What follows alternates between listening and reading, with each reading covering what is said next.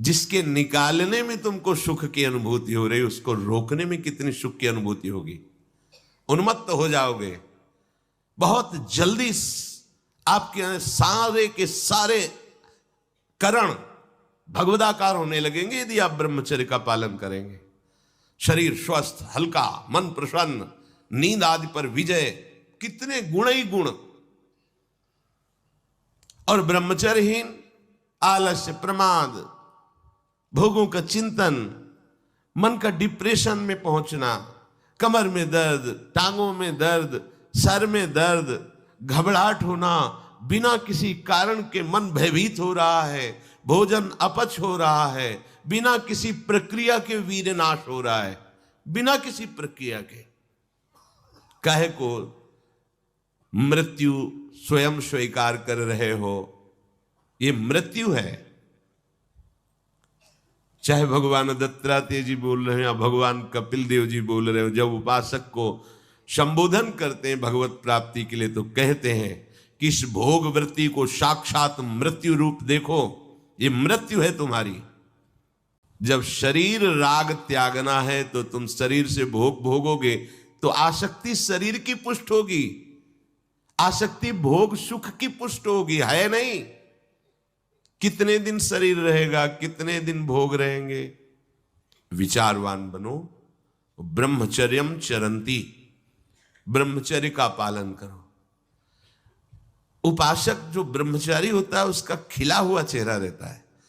यह है ब्रह्मचर्यम चरंती, भगवत आराधन संपन्न उपासक का। जैसे आग में पैर रखते हुए कोई चले तो कैसे चलेगा, ऐसे ही ब्रह्मचारी की पहचान है। इतनी स्फूर्ति उसके अंदर होती, जैसे आग में चलने वाला पूरा पैर नहीं रख पाएगा, अगला कदम रख देगा क्योंकि ताप लग रहा है, ऐसे उसकी स्फूर्ति होती पैरों में। उसकी आंखें एकाग्र रहती है, चंचलता इधर उधर या बार बार झपकना यह विषयी पुरुष का लक्षण है। बार बार पलक झपकना यह विषयी पुरुष का लक्षण है। इधर उधर ताक झांक, चंचलता, ऐसा बैठे तिनका तोड़ रहा है, पैर हिला, ये सब विषयी पुरुष के लक्षण है। ये तो बिल्कुल साधारण स्पष्ट दिखाई देता है आदमी विषयी है या ब्रह्मचारी, एक सेकंड में लक्षण होते हैं। आपको जब भगवत मार्ग का अवसर मिला है तो गृहस्थ हो, संतान हो गई, ब्रह्मचर्य से रहो। नहीं चाहिए संतान तो भ्रूण हत्या, गर्भ हत्या जैसे महापाप करने की क्या जरूरत है। उसी वीर से संतान उत्पन्न होती है जिसको आप नष्ट कर रहे हो, जिसको आप ऐसे पानी में बहा रहे हो, व्यर्थ फेंक रहे हो, तो उसको भ्रूण हत्या का पाप लग रहा है तो तुमको पुण्य लग रहा है, वीरपात कर रहे हो तुम्हें भी वही हत्या लग रही है, क्योंकि उसमें वही जीवात्मा है जो मां के गर्भ में जाके बालक रूप धारण कर लेती है, उसको तुम नष्ट कर रहे हो। पर बुद्धि भ्रष्ट हो गई है, समझ में नहीं आता, व्यर्थ में वीरपात करते हो, व्यर्थ में। तुम्हारा भजन बनेगा, तुम अध्यात्म के योगी बनोगे, मजाक है अध्यात्म का मार्ग। होश में हो जाओ, ये मन के दुलार को बंद करो। जब तक इच्छा ही नहीं भगवत प्राप्ति की तो फिर तुम कैसे भगवत प्राप्ति कर पाओगे। भगवत प्राप्ति की इच्छा कैसे होगी जब तुम्हारी इस तरह से निंदनीय वृत्तियां हैं। इंद्रियों को दुलार कर रहे हो, मन को दुलार कर रहे हो, भगवत प्राप्ति चाहते हो, आचरण नीच और चाहते हो उच्च पदवी। सावधान हो जाओ। यदि क्षंतो ब्रह्मचर्यम चरंत, ब्रह्मचर्य बहुत बहुत आवश्यक है, सबके लिए आवश्यक है, स्त्री पुरुष सबके लिए आवश्यक है। आप उसको केवल भगवत प्राप्ति से ही मत समझिए। अरे जीना है तो ब्रह्मचर्य की आवश्यकता है, स्वस्थता की आवश्यकता है, प्रसन्नता की आवश्यकता नहीं। मरा हुआ जीवन, रोज सुबह शाम निकल रही, रोज जीवन जा रहा, किस काम का जीवन। गया गई, रात्रि गई, दिन गया, समय जा रहा है। तुम्हारा उद्देश्य क्या है, तुम्हारे हाथ क्या लग रहा है, क्या प्राप्त कर रहे हो। विचार ही नहीं रह गए, विवेक ही नहीं रहे, पशुवत बस ऊपर चमड़ी में सुंदरता का लेप करके और मलमूत्रों के भांड में प्रियता करके पूरा जन्म नष्ट कर देना। कैसी धिक्कारमयी बुद्धि हमारी है। जहां हमें मुक्त होना चाहिए वहां मांग क्या रहे। कोई बिरला ही मुक्त होना चाहता है, वो बिरला वही होता है वीतरागा, जिसका राग नष्ट हो गया है, वो वैराग्यवान चाह करता है भगवत प्राप्ति की। जो भगवत प्राप्ति की इच्छा रखता है और ब्रह्मचर्य का पालन करता है, उसकी इंद्रियां शांत हो जाती है। सिद्धांत समझो, खूब भगवत भजन करो, चाहे गृहस्थ हो चाहे विरक्त। संतान उत्पत्ति की आवश्यकता है तो ब्रह्मचर्य नष्ट करो, नहीं तो गृहस्थ में भी ब्रह्मचर्य रहा जा सकता है। हर समय थोड़ी तुम्हारे अंदर विकार रहता है। बहुत सात्विक गृहस्थ हमने दर्शन की, बहुत सात्विक, पर अब तो ऐसा देखना सुनना बोलना खाना पीना हो गया है कि ब्रह्मचर्य तो एक स्वप्न जैसी बात है, कोई इसे धारण ही नहीं करना चाहता। उसका कुपरिणाम सब भोग रहे हैं, सब भोग रहे हैं। नई अवस्था है, पता नहीं चलता है कि इसका जीवन का क्या उद्देश्य है, ये जीवन क्या है, समझ में नहीं आ रहा। मतलब कोई बाहरी संसारी हो तो चलो, बेचारे को मार्ग नहीं पता है, रोज सत्संग सुनते हैं, उनको यह पता नहीं कि मेरा उद्देश्य क्या है। अभी तक कैसे यही समझ में नहीं आता, उद्देश्य क्या है तुम्हारा। भोग उद्देश्य है तो नाटक क्यों कर रहे हो, जाओ मरो जाके भोगों में। अगर योग उद्देश्य है तो फिर चूक क्यों कर रहे हो, आगे बढ़ो। संपूर्ण इंद्रियां शांत हो जाती उसकी जिसके अंदर भगवत प्राप्ति की इच्छा और ब्रह्मचर्य पालन। शब्द याद करो, ये शास्त्र है। यही तो हम चाहते हैं, इंद्रियां शांत हो जाए, यही चाहते हैं हम। भोग नहीं चाहते हम सब। हमारी इंद्रियों में जब वेग आता है तो हम परेशान हो जाते हैं, ये कैसे शांत होंगी। तो पूर्वाभ्यास रहा है, यही रास्ता रहा है कि जब वेग आवे तो इंद्रियों से भोग करो तो शांति मिल जाएगी, ऐसा। और ये उल्टा है, त्यागात शांति अनंतरम। भोग का वेग आए, सह जाओ तो शांत हो जाओ। पर उल्टा बात हमारी बुद्धि सिखाती है कि भोगों को भोगो तो शांति मिल जाएगी। और भगवान कह रहे जिन्होंने रचना रची इंद्रियों की और भोगों की भी, वो कह रहे त्यागात शांति अनंतरम। तुम उनका त्याग कर दो तो शांति को प्राप्त हो जाओगे। चाहते हम शांति ही है, पर हमारी दुर्दशा है। एक आदमी गंगा के किनारे शांत बैठा, गंगा की तरंगों में आनंद ले रहा था। उसका मित्र आया, ओ वो कैसे बैठे हो, शांत बैठे। अरे नहीं भाई, कुछ करना चाहिए। वो चुप, बोलो ना, कुछ करना चाहिए। करने से क्या होगा, कुछ करोगे तो पैसा मिलेगा। पैसे से क्या करेंगे, भोग सामग्री लेंगे। भोग सामग्री से क्या करेंगे, भोगेंगे। भोगने से क्या होगा, शांत हो जाएंगे। बोले तुम्हारी गलत बात है, भोगों से शांति तो प्राप्त नहीं होती।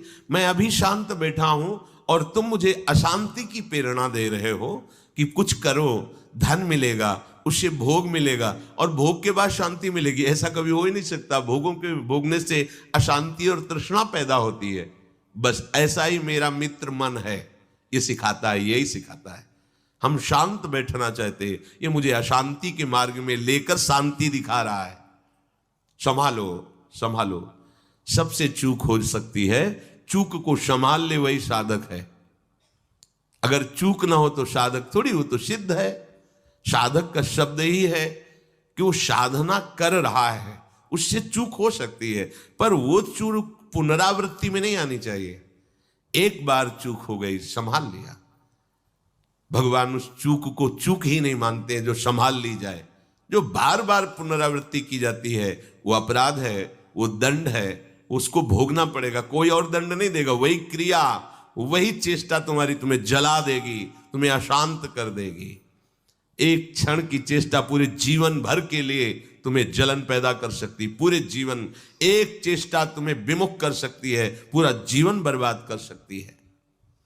तत्ते पदम संग्रहेण प्रवक्षे, ये समस्त साधनों का आखिरी फल है। जब कोई भगवत प्राप्ति की इच्छा करके ब्रह्मचर्य, ये बहुत खास बात है, बैठा लीजिए आप सब। ब्रह्मचर्य की अत्यंत आवश्यकता है।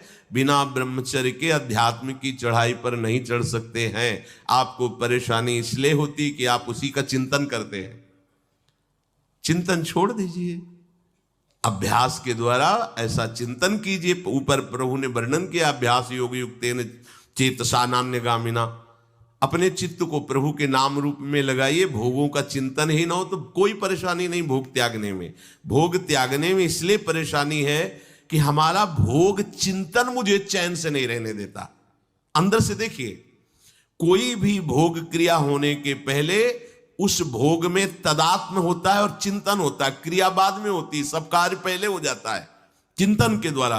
अब चिंतन के द्वारा उससे जो सुखानुभूति हो रही, अब वो क्रिया में सुखानुभूति प्राप्त करना चाहता, वो है नहीं। फिर क्रिया के बाद फिर चिंतन, फिर क्रिया, फिर चिंतन, दुर्गति को प्राप्त हो जाता है। चिंतन बदल गया, फिर क्रियाओं का कोई महत्व ही नहीं रह गया, भोगों का कोई अस्तित्व ही नहीं रह गया। जिसका अखंड चिंतन चलता है, कोई भी विषय उस पर अपना प्रभाव नहीं डाल सकता, सब इंद्रियां शांत हो जाती हैं। अब उससे प्राप्त हुआ जो आखिरी फल है साधना का, भगवान कह रहे ये आखिरी फल है। पदम संग्रहेण प्रवक्षये, वो उस परम पद में प्रवेश कर जाता है। परम पद में अच्छी तरह से उसका प्रवेश हो जाता है, अर्थात फिर कभी नहीं लौटता है, उसे परम पद कहते हैं। सर्वद्वाराणि संयम्य मनोहृदि निरुध्य च मूर्धन्याधायात्मनः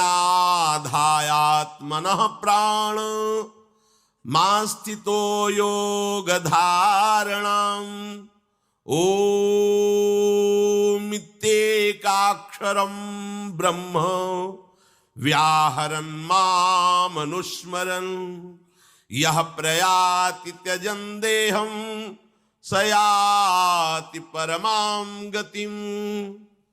श्री भगवान कह रहे, जब वो ब्रह्मचर्य से भगवत प्राप्ति की इच्छा करके चित्त से निरंतर मेरा चिंतन करता है तो इंद्रियां शांत हो जाती हैं। इंद्रियों के संपूर्ण द्वारों को रोक दिया। आंखें खुली हैं या बंद, केवल नाम दिखाई दे रहा है या मंत्र दिखाई दे रहा है, या मंत्र अधिष्ठात्र देवता श्यामा श्याम दिखाई दे रहे हैं। ये आंख बंद करके ध्यान लगाना कमजोरी है, क्योंकि अभी उसे बाहर कुछ और और अंदर कुछ और। इसलिए जब बाहर भीतर एक बात हो जाती है तो आंख खुली रहे तो भी नहीं दिखाई दे रहा और कुछ, वो आंख बंद रहे तो कोई समस्या नहीं। खुली और बंद ये केवल पलकों का भेद है। अंतर के चिंतन का चिंतनीय तत्व उसकी दृष्टि के सामने होता है। इंद्रियों के संपूर्ण द्वारों को रोक लिया, बड़ा कठिन है, देख लो, बहुत कठिन है। फिर मन को हृदय में निरुद्ध कर दिया। हृदय के सिवा मन जा ही नहीं, कोई वस्तु व्यक्ति स्थान का कोई चिंतन नहीं, मन अमना। प्राणों को सूक्ष्म करके मस्तक पर चढ़ा लिया, इसे योग धारणा कहते हैं। और फिर उस समय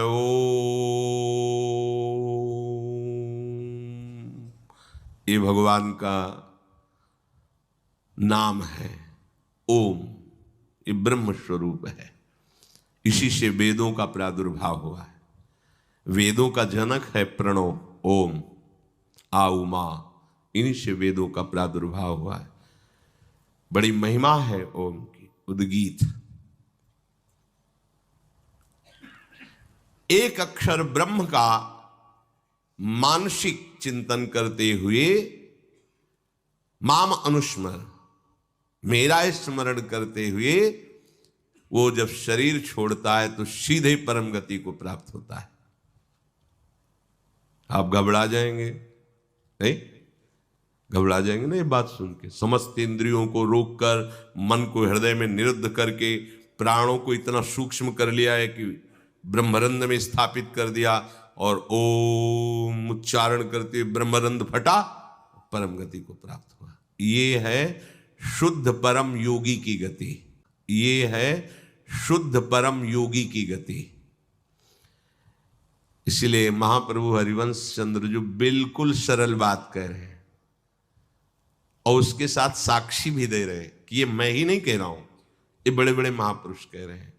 आरती मदन गोपाल की कीजिए, देव ऋषि व्यास सुखदास सब कहत निज, क्यों न बिनु कष्ट, क्यों न बिनु कष्ट रस सिंधु को पीजिए। आरती मदन गोपाल की कीजिए, आरती मदन गोपाल की कीजिए। हरिवंश महाप्रभु के बड़ा एक कष्ट का मार्ग है, चूक हो गई तो परम गति नहीं मिलेगी, लेकिन हम तुम्हें हंसते खेलते परम गति का मार्ग बता रहे हैं। हित सजनी जो परम कृपाल है, मदन गोपाल को अपने घर का ठाकुर मान लो। पद्मासन लगा के, प्राणों को सूक्ष्म करके, इंद्रियों को निर्विषय करके, मनोनिग्रह करके, प्रणों का चिंतन करते हुए, योग बल से प्राणों को मस्तक पर धारण करके, ब्रह्मरंध्र का भेदन करके परम गति को, वो परम गति बहुत हल्की होगी जो यहां मिलेगा। इस परम गति को प्राप्त महापुरुष भी महारानी जी के निकुंज में झांक भी नहीं सकते, नहीं झांक सकते। बहुत दुर्लभ रस है ये। क्या करो? बिल्कुल, क्यों न बिन कष्ट रस सिंधु को पीजिए। परम गति यही तो है लालजू महाराज, और कौन है? यही परम पद है। वो मेरे में प्रवेश पा जाता है, एकत्व भाव से भगवान में लीन हो गया। जैसे जल की तरंग समुद्र में लीन हो गई, ऐसे वो लीन हो गया। यहां का लीन होना अलग है। बहुत जल्दी आपको बिना किसी कष्ट के परम लाभ मिल जाएगा। ठाकुर सेवा विराजमान कर लो। मदन गोपाल लाडले लालजू, राधा नाम या राधा वल्लभ रूप, प्रियालाल, जो भी भाव जैसे बन पावे, ठाकुर सेवा विराजमान कर लो। इनकी दासता से परम गति तुम्हारे पीछे पड़ी रहेगी। ये स्वीकार कर लो, स्वीकार कर लो। हम नहीं कह रहे, तस्मात् शास्त्रम प्रमाणम दीयमानम न गृहणन्ति बिना मत सेवनम जनाहा। जो सारूप्य सामीप्य सारिष्ट एकत्वाद मोक्ष है, परम गति है, वो भगवान देते तो मना कर देते, हमें नहीं चाहिए, बस हमें आपकी सेवा चाहिए।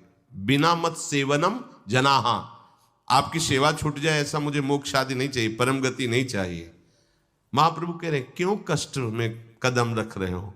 आओ, बिल्कुल सहज सरलता से परम गति तुम्हारे पीछे पड़ी रहेगी और रस सिंधु का तुम पान करोगे। क्या? इन ठाकुर का श्रृंगार करो। बहुत रिजवार है, इनको आपका भाव चाहिए। जैसे भी आप हो, कोई शर्त नहीं है कि ये चीज होनी ही चाहिए, नहीं। देखो, बाजरे की रोटी और नमक, धन्ना जाट, कुछ नहीं है, दूसरी वस्तु नहीं है ही नहीं घर में। और ठाकुर साथ खेला कि नहीं खेला? आज तक वर्णन किसी भोग का ठाकुर जी ने नहीं किया। वाह वाह, सुदामा के तंदुल पाके बोल पड़े वाह। आज जो तृप्ति मिली वो कहे, सबरी के बेर पाकर के ठाकुर जी को तृप्ति हुई। तो अगर 56 भोग से तृप्ति होती तो फिर बात अलग थी कि हम गरीब कैसे भोग लगा पाएंगे। लेकिन हमारे ठाकुर को आपका भाव चाहिए। गर्व है कि मैं 56 भोग लगाता हूं, ठाकुर ने देखा भी नहीं, दृष्टि भोग भी नहीं लगाया, क्योंकि गर्व रूपी दूषित वस्तु उसमें पड़ी है और भाव रूपी परम स्वादिष्ट वस्तु पड़ी है। तो बाजरे की रोटी को रोकना पड़ा धन्ना जाट को कि तू 3 दिन हो गए पूरी रोटी खा लेगा तो मैं भूखा रह जाऊंगा, आधी तुम पाओ आधी हम पाएंगे। नव किशोर ठाकुर जी नई अवस्था धन्ना जाट खेल रहे ठाकुर भाव, अवस्था धन्ना जाट खेल रहे ठाकुर भाव। महाप्रभु कह रहे हैं मदन गोपाल का श्रृंगार करो, उनकी आरती उतारो। देव ऋषि नारद शुकाचार्य भगवान व्यासदेव जी आदि बड़े बड़े महापुरुष कह रहे हैं, यदि मदन गोपाल ठाकुर की सेवा की तो बिना कष्ट के परम गति, परम सुख तुम्हें वरण कर लेगा। बिना कष्ट के तुम परम सुख सिंधु में डूब जाओगे, विश्वास करो। हरिवंश महाप्रभु कह रहे हैं आरती सजाओ, ठाकुर को सुंदर सुंदर सुवासित जल से स्नान करा के, कोमल वस्त्रों से श्रीअंग प्रक्षालन करके, पोछ करके विराजमान करो, सुंदर पोशाक धारण कराओ,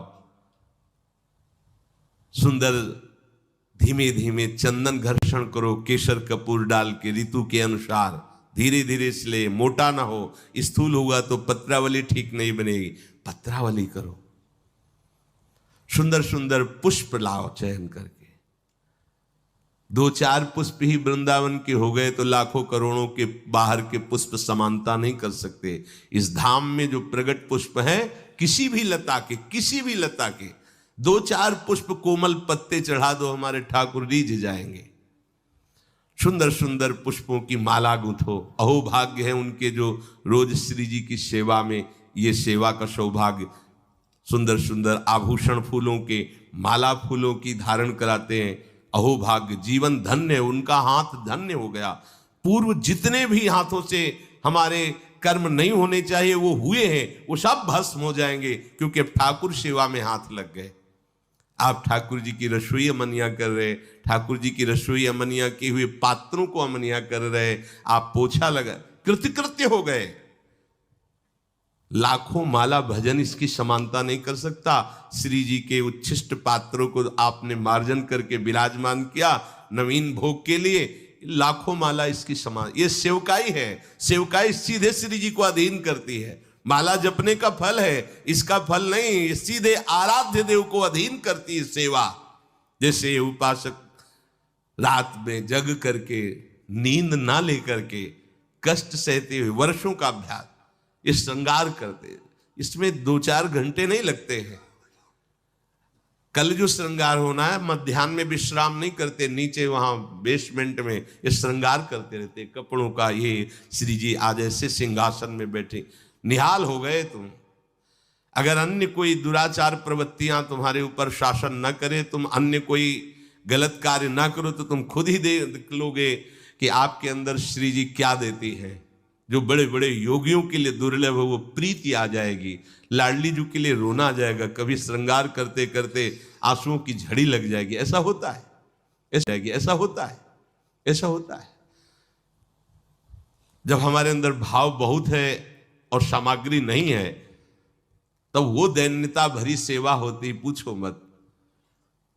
जब कुछ नहीं था, थोड़ी मिश्री केवल, और भाव में कढ़ी चावल और फुल्का ऐसे सब, तो आंसू चल रहे कि लाडली मुझ दीनहीन गरीब की क्या है, आपके द्वारा दी हुई मिश्री केवल है, सामने रख के ऐसा सुख मिलता तो ये कैसे। बिहारी जी के सामने से 4 डलियों से फूल मांग लिए, 1-1 2-2 ऐसे फूल दे दिए, श्री जी के लिए फूल दे दिए तो दे देते थे माली जन। आके जब उनकी पंखुड़ी करके शयन के ऐसी छोटी सी गादी लगाते और श्री जी को विराजमान करके ऐसे चल, कैसे वो सुख तुम्हें कैसे वर्णन करें। बड़े बड़े योग सिद्धांत भी जहां प्रवेश नहीं पाते, वो ये बात है। जोग कुजोग ज्ञान अज्ञानू, जहां नहीं राम प्रेम प्रधानु, सो सब धर्म कर्म जर जाऊ, जहां न राम पद पंकज भाऊ। ये आखिरी स्थिति है प्रेम की। महाप्रभु कह रहे इस बात के सुखदेव जी, भगवान व्यासदेव जी, देवर्षि नारद साक्षी हैं कि जो मैं बात कह रहा हूं कि बिना कष्ट के तुम्हें रस सिंधु की प्राप्ति होगी। तुम आरती करो मदन गोपाल की, उनको श्रृंगारित करो। आरती में जो धूप होती है अगर, बड़ी सुगंधित होती है। अब तो सब बदल रहा है, पैसे के कारण अन्य अन्य मिलावट की धूप, जरा सी धूप की सुगंध, पूरा वातावरण सात्विक। अपने यहां पहले धूप आरती होती है, बड़ा दुलार भरी सेवा है श्री जी की। फिर इसके बाद जो बत्ती की नोक होती है, उसमें चंदन लगाया जाता है, ऐसे सूखा चंदन, पिसा हुआ सूखा, ऊपर से केसर। तो वो हल्का सा केसरपन लिए हुए चंदन, क्योंकि जो भी हम प्रज्वलित करेंगे तो पहले धुआं ना निकले, सुगंध निकले। इसीलिए महाप्रभु कह रहे हैं कि कुमकुम मलय रंजित वर्तिका, 9 वर्तिका जिसमें चंदन बुरा ऐसे, क्योंकि घी लगा होता है वो चिपक जाएगा, फिर केसर पिसी हुई ऐसे। तो जे भी हम अग्नि प्रज्वलित करेंगे तो धुआं नहीं निकलेगा, उससे चंदन की सौरभ, ये भाव की चीज है। बोले मलय कुमकुम मलय रंजित 9 वर्तिका, कैसी? घृतसो पूरी राव, घी से सनी हुई पूरी। कुसुम कृत माल नंदलाल के भाल पर तिलक करी प्रगट यश क्यों अहो भाग्य। आप चंदन घिसे श्री जी के लिए, फिर उससे आप श्री जी को तिलक रचना कर रहे, पत्रावली लगा रहे, अहो भाग्य। ये बड़े भाग्य से सेवा का सौभाग्य मिलता है। पूज्यपाद उड़िया बाबा, भजन करना भी बहुत कठिन बात है, लेकिन भजन किया जा सकता है, पर सेवा करना बहुत कठिन है।